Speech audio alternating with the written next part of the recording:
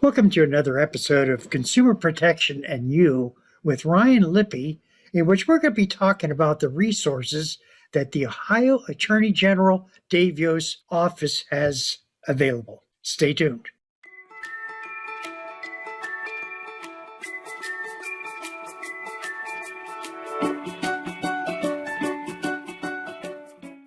Welcome back to another episode of Consumer Protection and You with Ryan Lippe. Ryan Lippe is a consumer educator with the Consumer Protection section of the Ohio Attorney General's Dave Yost office. Today we're going to be talking about different resources that are available to you as a consumer in Ohio.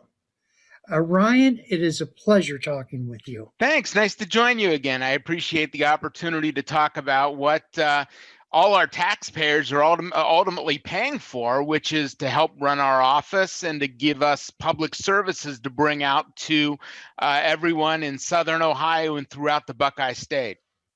I know that I've had an opportunity to go to ohioprotects.org, and there is a vast amount of resources and information that is just available at your fingertips. Yeah, a few years ago, we created ohioprotects.org. We actually used money that we got from a lawsuit settlement to help launch that site, which is sort of a microsite. It's a lot of the information that's on ohioattorneygenera.gov.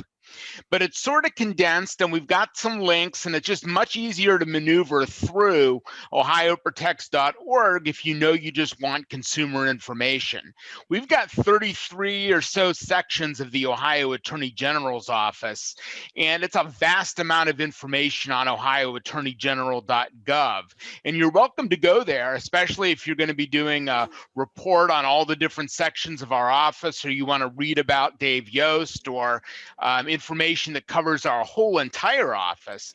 But if you know you just want to reach the consumer protection section or get consumer information, your best bet is ohioprotects.org, O-R-G. As a matter of fact, we're sort of looking at the front part of the screen, and at the very top you have alerts, sign up for an e-newsletter, select a language. Let's first of all look at the alerts. Yeah, that's a really important function of the website. We have the unique ability to post things on that website at almost a moment's notice. It takes a little bit of time to post, but we're not doing press releases on every single issue all the time. We're not doing newsletter articles. We only do those once every other month.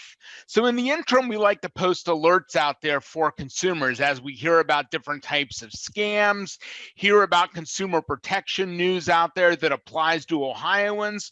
We will post those occasionally in the alert section. So it's important that you, as a matter of course, go to the website and go through that alert section to find out if we have anything new to share with you as an Ohio consumer.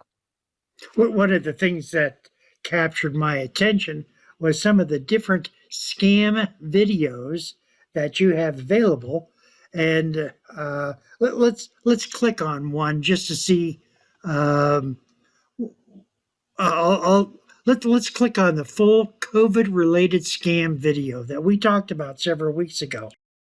These are the Clarks. This year, they're doing things to stay safe during the pandemic. But when Ken Clark receives an unexpected call from someone offering a new machine that kills the COVID virus instantly, he's very interested.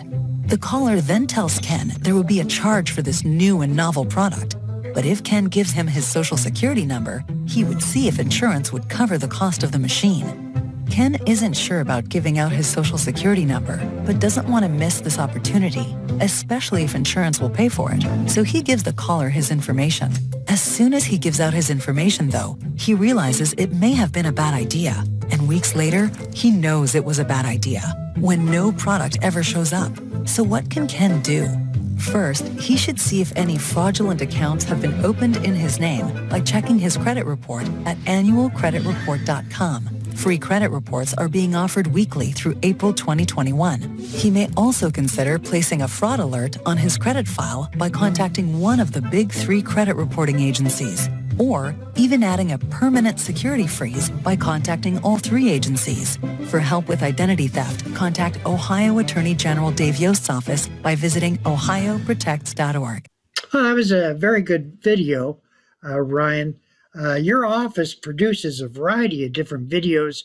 They range anywhere from COVID-19 scams to phone scans, financial information, steering clear of some of the prevalent COVID things that are happening, just a variety of different things. On that page right now, Patrick, we have some videos from a public awareness campaign that we had done about different scams, especially things like the tech support scam and things like that, where they're very good videos. To just, the whole mantra of the video series is it's never that obvious. And we come out with a scammer that actually tells you exactly what they're going to be doing. And of course, it's never that obvious when someone is trying to scam you. So if you want to watch those three videos, those are really good examples of entertaining ways that we can educate the population in Ohio to stay away from scams and when to spot the signs of a scam. Hello? Hello. This is Bobby with tech support. Yeah, I'm just gonna need you to give me complete access to your computer so I can pretend to remove a virus while actually taking all your personal and financial information. Oh, and I'm gonna lock a computer so you have to pay me to access it. Sound good? Unfortunately, it's never this obvious. That's why we're here, dedicated to protecting Ohio families against frauds and scams. Get the facts you need today at ohioprotects.org. Well, you are going to need a whole new roof. So, the next thing is I'm going to make you out an estimate with no real details on it at all. Then you're going to give me a whole lot of money up front, and then I'm going to skip town without even doing a lick of work. All right? So, go ahead and get out your checkbook. Make the check out to me, because there's nothing suspicious about that. Unfortunately, it's never this obvious. That's why we're here, dedicated to protecting Ohio families against frauds and scams. File a consumer complaint and get the facts you need at ohioprotects.org. Explain that to me again, please. All right, here's the deal. I'm going to pretend I'm with the IRS. I'm going to say you owe back taxes and threaten you with jail time. That'll scare you into giving me a whole bunch of your money. I also need your social security number too, because then I can really take you to the cleaners. Unfortunately, it's never this obvious. That's why we're here, dedicated to protecting Ohio families against frauds and scams. Get the facts you need today at ohioprotects.org.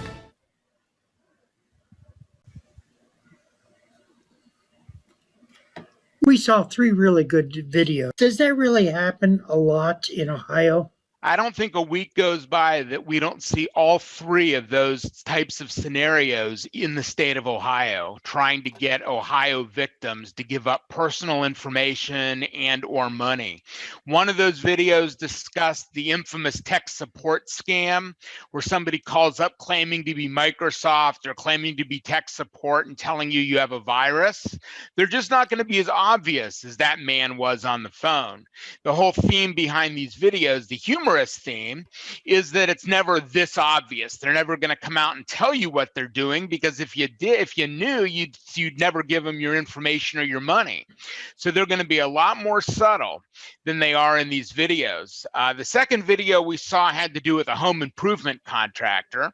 We see lots of home improvement scams, and while it's a snowy day today and it might be cold when you're viewing this video, it's going to be warming up in March and April, and we're going to start seeing home improvement contractors going door to door, especially after a storm, claiming that they're going to replace your roofing shingles, or they're going to trim trees for you, or some other kind of work, demand a large down payment, and then not do the job. Obviously, a lot of home contractors are legitimate, but those few bad apples usually tend to go door to door and want a lot of money as an upfront payment. So those are the kind of folks we want to stay away from, and you got to do your due diligence before you hire anybody to do work inside or outside of your own home.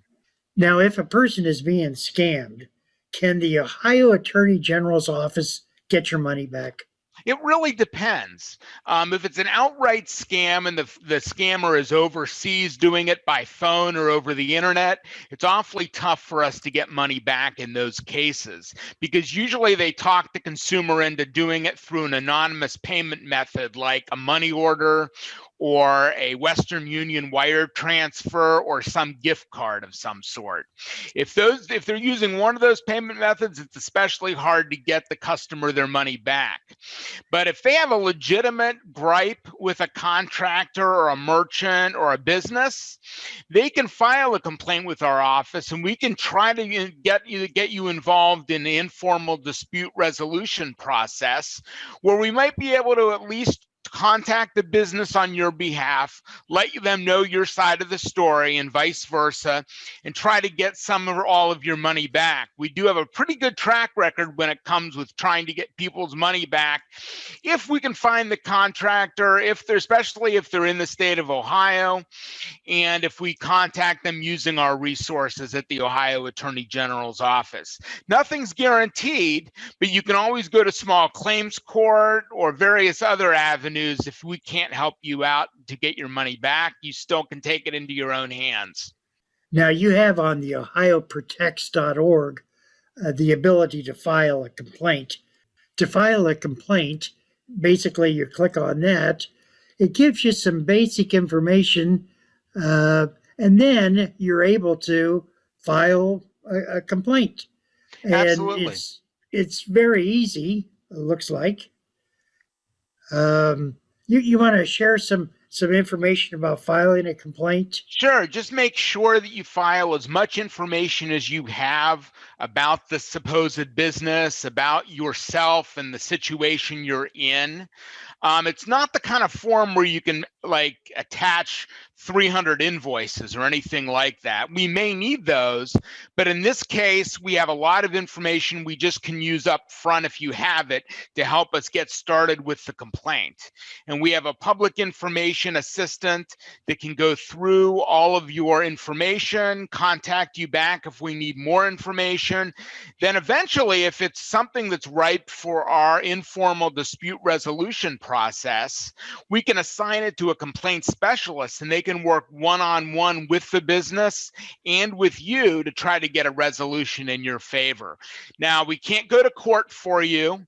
We can't give you legal advice, and the business has no obligation to respond to us, but many businesses will, because we are the Ohio Attorney General's office, and we can certainly go further if we get a number of complaints or see a pattern or practice of unfair business practices with that same merchant. So it's wise for the consumer to give us as much information as possible and give us an opportunity to resolve their complaint if they're not able to see eye to eye with that business.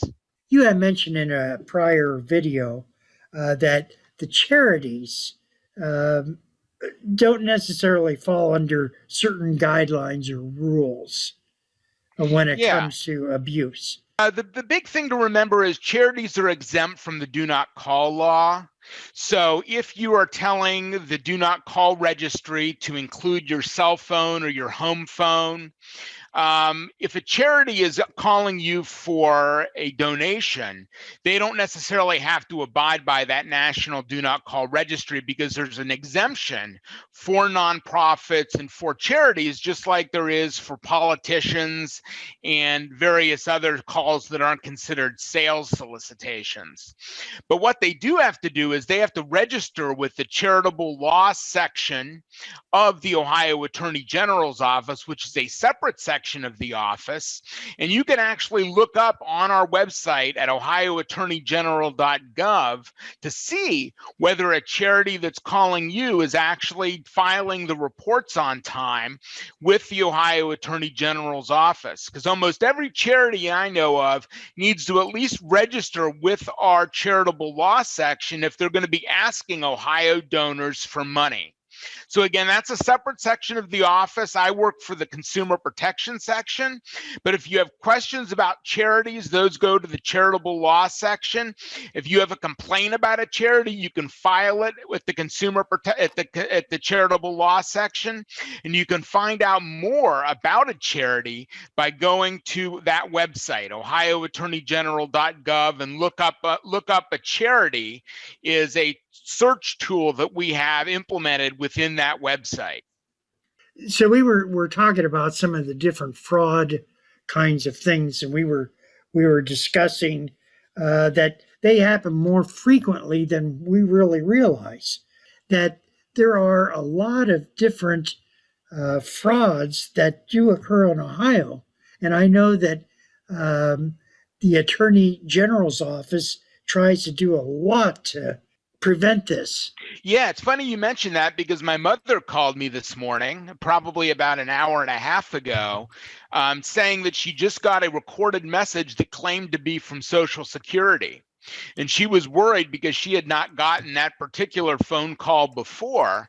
And I informed her and educated her that that is one of the most prevalent scams right now that you can get over the telephone, is a scammer calling to claim they're from Social Security and that your number is going to be suspended or somehow has been compromised in the commission of a crime, and that you have to press a number or call them back to follow up with them.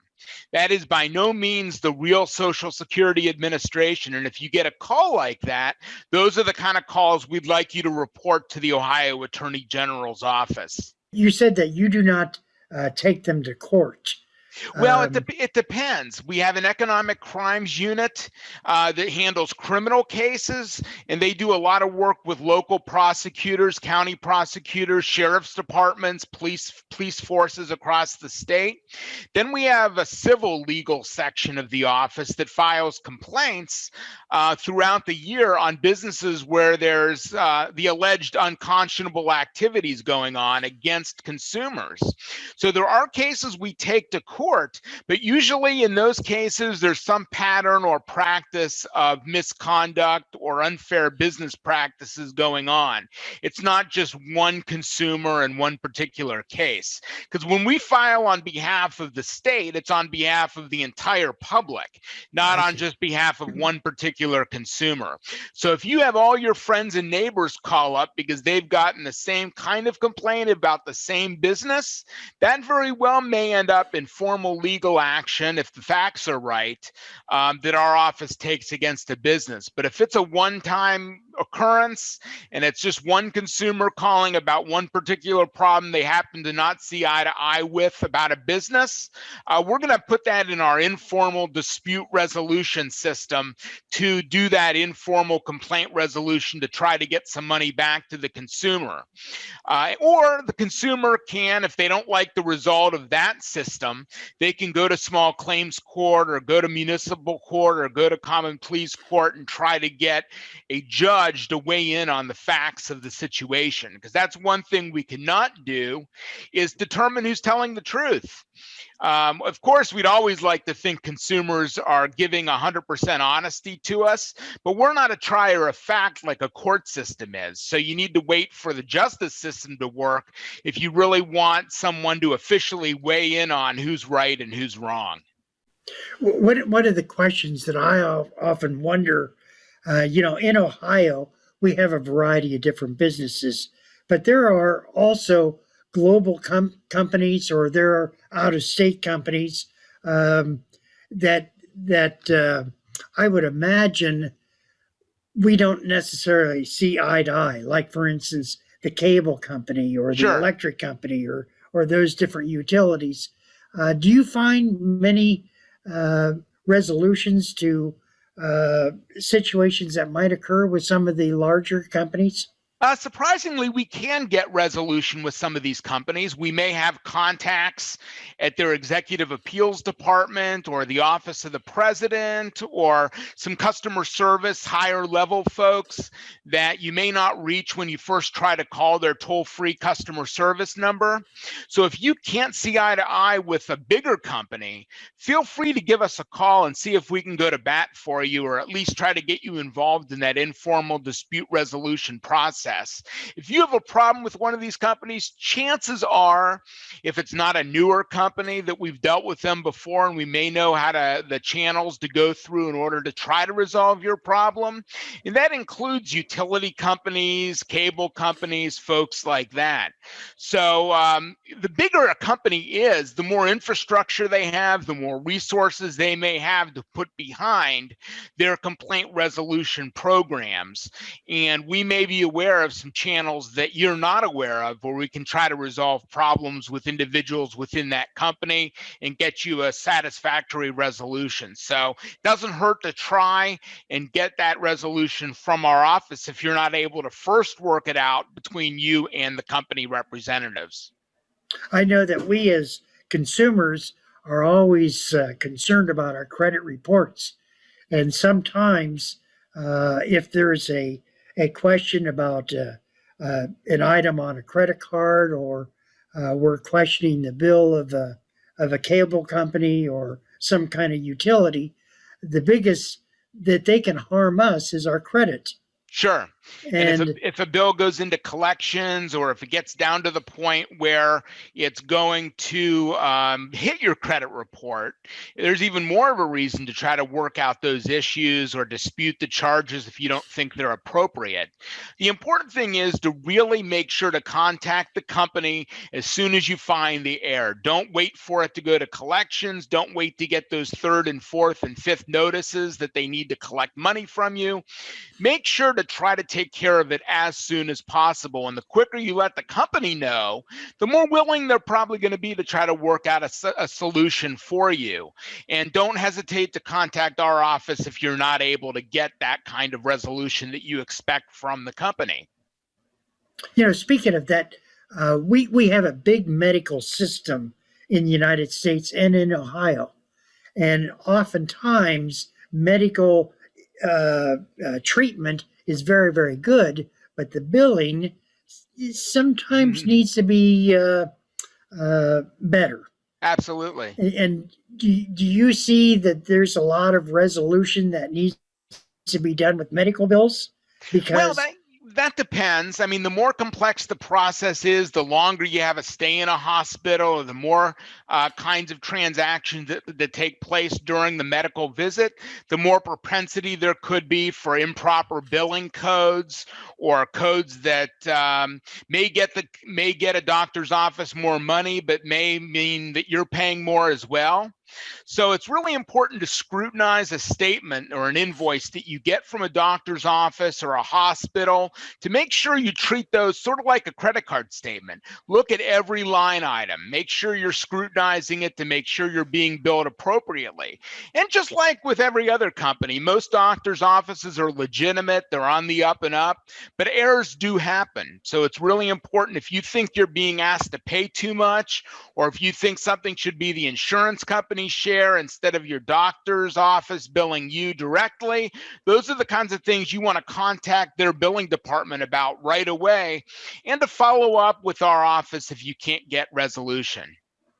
Well, you know, it's interesting what you say, you know, check on the items. I noticed that a large shipping company that starts with an A, when you order something online, you don't necessarily see when they send you the bill what the transaction is. They just have like a transaction 5, you know, $50, things. Yeah, it's really important. What I end up doing when I get cases like that on my credit card is I physically log in to my invoices that are saved online, or I print out the invoices with my printer as I incur the charge and save them until the credit card company bills me.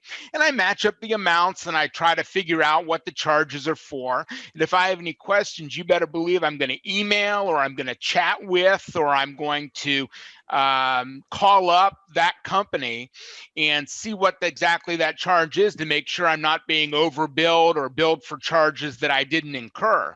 And millions and millions of people a day use that very company that you're talking about, and mistakes can be made. Sometimes they're very innocent mistakes that just need to be ironed out with the company. So the longer those sit around and fester, the more unwilling the company is going to be to try to resolve the issue. So get at it while it's fresh and while it's a new charge, to try to make sure you get it taken care of and only pay what you're buying. Well, that leads to one last question. Suppose that I have a concern with the company. Should I contact you immediately, or what's your recommendation? My recommendation is you first contact the company and do your due diligence to find out what their complaint resolution process is. Give them a deadline, and even write it on paper and send it to them, giving them a deadline to resolve your issue. If you still can't reach them, or if you still can't come up with a resolution and they seem to be dragging their feet, those are the best times to give a call to our office with all your backup details, all of your information, all the communications that you have with the company.